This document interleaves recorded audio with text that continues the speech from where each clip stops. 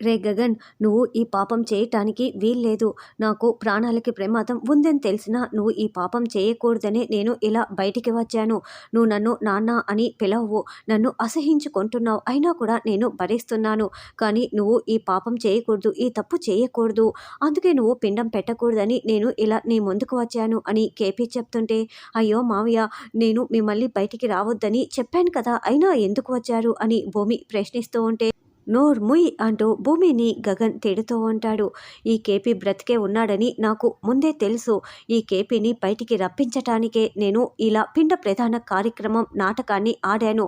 నేనేమి ఈయన గారి మీద ప్రేమతోనో లేకుంటే నా తండ్రినో నేను ఈ పిండ ప్రదానం చేయాలని అనుకోలేదు. బయటికి రప్పించటం కోసమే నేను ఇలా చేశాను అని గగన్ అంటే, గగన్, ఆయన ప్రాణం ప్రమాదంలో ఉందిరా, అందుకే ఇలా చేయాల్సి వచ్చింది అని శారద అంటే, అంటే ఇదంతా ముందే నీకు కూడా తెలుసు కదమ్మా అని గగన్ ప్రశ్నిస్తూ ఉంటాడు. అయ్యో, ఇందులో అత్తయ్య ప్రమేయం ఏమీ లేదు. నేనే అత్తయ్యని నిజం చెప్పొద్దంటూ బలవంతం చేశాను. ఇక్కడికి వచ్చే ముందు కూడా అత్తయ్య నిజం చెప్పేస్తానంటే నేనే వద్దని అడ్డుకున్నాను. కాబట్టి అత్తయ్యకి ఎలాంటి సంబంధం లేదు, నేనే ఇదంతా చేశానని భూమి అంటుంది. అంటే నాటకం ఆడింది, ఆడించింది అన్నీ కూడా నువ్వేనన్నమాట, మొత్తం చేసింది నువ్వేనన్నమాట అని గగన్ వెంటనే భూమి చెంప పగలగొడతాడు. దాంతో అందరూ షాకింగ్గా చూస్తూ ఉంటారు. రే గగన్, ఇందులో భూమి తప్పేమీ లేదు. ఏదైనా ఉంటే నేను తప్పు చేశాను.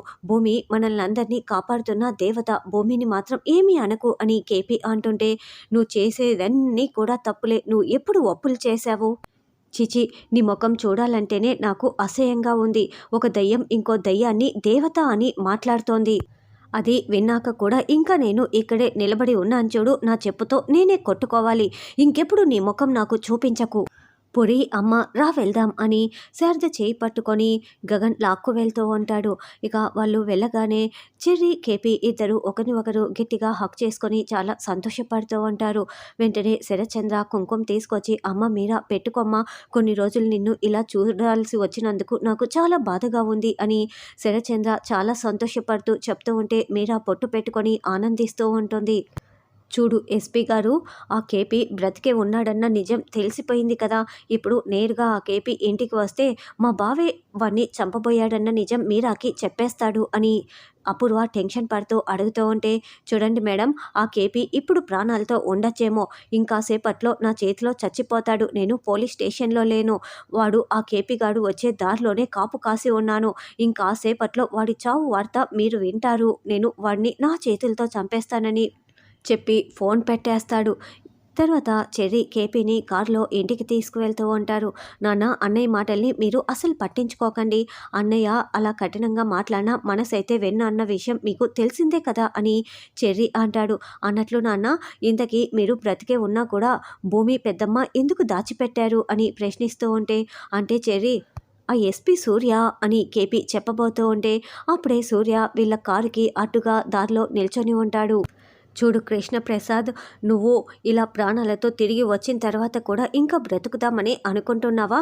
మా అన్నయ్యని చంపిన నిన్ను ప్రాణాలతో నేను ఉండనివ్వను అని సూర్య మాట్లాడుతూ ఉంటే, సార్, మీ అన్నయ్య చావుకి నాకు ఎలాంటి సంబంధం లేదు సార్, ఒక్కసారి నేను చెప్పేది వినండి సార్ అని కేపీ వేడుకుంటూ ఉంటే, ఇంకా ఏంట్రా నేను నీ మాటలు వినేది అని సూర్య కేపీ చెంప పగలగొట్టడంతో కేపీ కింద పడిపోతాడు. రే, మా నాన్ననే కొడతావా అని చెర్రీ అరుస్తూ ఉంటే, రే చెర్రీ ఊరుకోరా, ఇంకేం మాట్లాడకురా అని కేపీ అడ్డుపడుతూ ఉంటాడు. మీపై చెయ్యి పడిన తర్వాత వీడు ఎవడైతే నాకేంటి నాన్న అని చెర్రీ సూర్య చెంప పగలగొడతాడు. ఏట్రా, మత్తు పదార్థాల కేసులో నువ్వు నాకు దొరికిపోయి మళ్ళీ తిరిగి నన్నే కొడతావా అని సూర్య చెర్రీని నిలదీస్తూ ఉంటాడు. సార్ సార్ సార్, అలా మాట్లాడకండి సార్, వాడు నా కొడుకు సార్, వాడి ఫ్యూచర్ సార్, మీరు మత్తు పదార్థాల కేసులో ఇరికిస్తానంటారేంటి? అసలు మీ అన్నయ్యకి నేను చంపలేదు సార్ అని కేపీ వేడుకుంటూ ఉంటే, నీ కొడుకుదైతే ఫ్యూచరు, మా అన్నయ్య ఏమైపోయినా పర్వాలేదా, నువ్వేదైనా చెప్పాలనుకుంటే కోర్టులో చెప్పుకో అని సూర్య కేపీ చెంపలు పగలగొడుతూ కొడుతూ ఉంటాడు. అయితే చెర్రీ సూర్యని అడ్డుకుంటూ, ఏంటి మా నాన్నని అలా కొడుతున్నావు, అసలు మా నాన్న ఏ తప్పు చేయలేదని చెప్తుంటే వినవేంటి అని మళ్ళీ సూర్యని చెర్రీ కొడుతూ ఉంటాడు. ఏంట్రా, పోలీస్ ఆఫీసర్ పైనే నువ్వు చెయ్యి చేసుకుంటావా, నువ్వేంట్రా ఇలా అడ్డుపడుతున్నావు అని సూర్య చెర్రీ చేతులకి బేడీలు వేసి కారుకి లాక్ చేసేస్తాడు. నాన్న, నేను ఏదో ఒక విధంగా బయటికి వస్తాను. ఇలాంటి తాటాకు చప్పుళ్ళకి భయపడే రకం కాదు. నువ్వు ముందు ఇంటికి వెళ్ళు నాన్న అని చెర్రీ చెప్తూ ఉంటాడు. అలా చెర్రీకి బేడీలు వేసేసి మరి సూర్య కేపీని చావకొడుతూ ఉంటాడు. నాన్న నాన్న అని చెర్రీ అయితే విలువిల్లాడిపోతూ ఏడుస్తూ ఉంటాడు. ఇంటి దగ్గర గగన్ చాలా బాధపడుతూ ఉంటే అప్పుడే భూమి లోపలికి అడుగుపెట్టి వస్తూ ఉంటుంది. నేను చిన్నప్పుడే తండ్రి చేత మోసపడ్డాను. తర్వాత బిజినెస్లో చాలామంది నన్ను చాలా రకాలుగా మోసం చేశారు. సరేలే, ఇవన్నీ అలవాటైపోయాయి అని నేను వాటినన్నింటినీ భరిస్తూ వస్తున్నాను. కానీ నా లైఫ్లో మళ్ళీ ఒకరు నన్ను మోసం చేశారు. నేను చాలా ఘోరాతి ఘోరంగా మళ్ళీ మోసపోయానంటే ఇదిగో ఈ భూమి దగ్గరే నేను మోసపోయాను. దానివల్ల ఎన్నో నిద్రలేని రాత్రులు, వాటినన్నింటినీ జీర్ణించుకొని మళ్ళీ నేను నిలబడగలిగాను. కానీ ఈరోజు నువ్వు కూడా నన్ను మోసం చేసావు కదమ్మా. నువ్వు నన్ను మోసం చేసావంటే నేను జీర్ణించుకోలేకపోతున్నానమ్మా. నాకు లోకమంతా ఒక లెక్క, నువ్వొక లెక్క అమ్మా. నువ్వే నా లోకం అనుకున్నాను కదమ్మా. కష్టానికి కన్నీటికి నీ ఒడిలో తల పెట్టుకొని మరీ ఏడ్చాను కదమ్మా. మరిప్పుడు నువ్విచ్చిన కష్టాన్ని నేను ఎవరితో చెప్పుకోవాలమ్మా అని గగన్ ఏడుస్తూ నిలదీస్తూ ఉంటే భూమి కూడా ఏడుస్తూ వింటూ ఉంటుంది.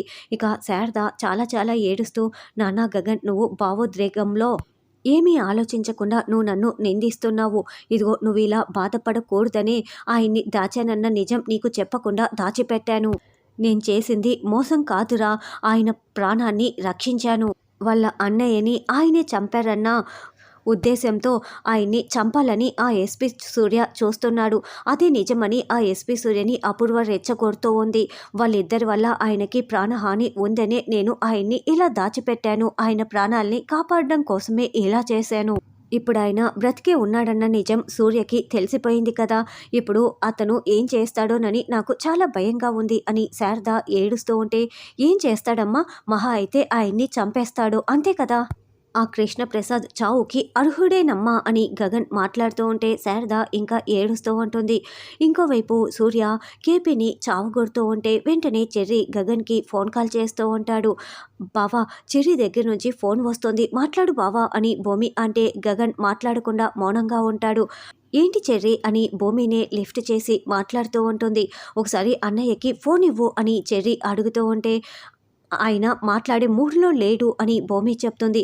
అర్జెంట్ భూమి, ప్లీజ్ ఒకసారి అన్నయ్యకి ఫోన్ ఇవ్వు అని అడగటంతో అయినా కూడా గగన్ మాట్లాడకుండా మౌనంగా ఉంటాడు. సరే భూమి, నువ్వు స్పీకర్ ఆన్ చేయి అని.